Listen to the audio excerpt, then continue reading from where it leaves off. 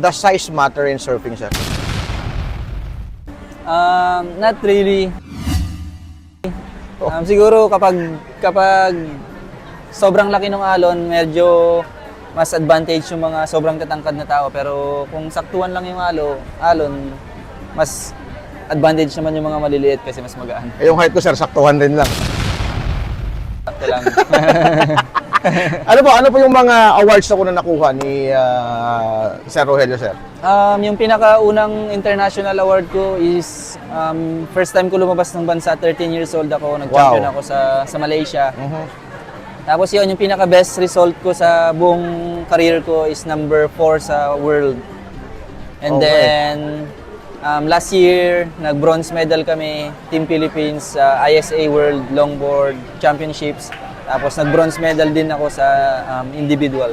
And currently, number 8 po kayo? Currently, number 8 po ako sa world. Sino po yung mga nagbigay sa inyo ng inspiration to surf? Siguro yung inspirasyon ko sa surfing is yung kuya ko kasi siya yung nagturo sa akin, and then ayun nga, one-legged surfer siya. Tapos kaya niyang gawin yung mga ginagawa ng normal na tao. So siguro yun yung nagpupush sa akin na mas mag-level up pa kasi ayun nga, kung kaya niyang gawin yung mga ginagawa ng normal na tao, ibig sabihin kaya pa nating mas higitan yung kung ano yung kaya nating gawin ngayon. Sir, anong masasabi niyo sa mga aspiring surfers? Ayun, sa mga next generations, aspiring surfers, tuloy-tuloy lang natin yung pagtitraining natin, tuloy-tuloy lang yung pag-improve. Tapos ayun nga, lagi nating iwasan yung bisyo and focus tayo kung ano yung talagang pangarap natin. Tapos ayun, continue lang sa pag-improve. Okay, so yung competition magsisimula bukas. Ano pong ini-expect natin, sir? Ayun, bukas mag-start yung competition, so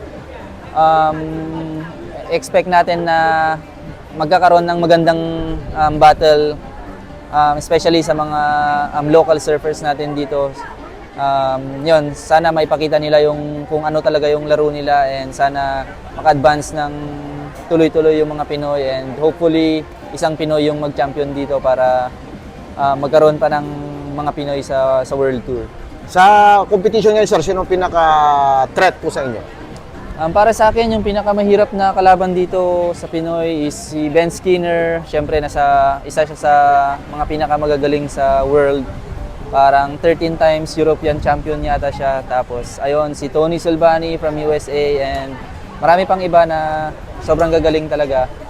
Kaya, sana maka-advance yung mga Pinoy. Okay, mensahe na lang, sir, sa mga tiga-panood po natin, mga kababayan natin sa San Juan, sa La Union. Sa mga kababayan namin dyan, supportahan ninyo lahat ng mga Pilipinong magko-compete bukas. Panoorin ninyo and i-support natin sila para mas tumaas yung level ng confidence nila at makapaglaro sila ng maayos. Okay. So, surf talaga, sir. Ayun ang tide.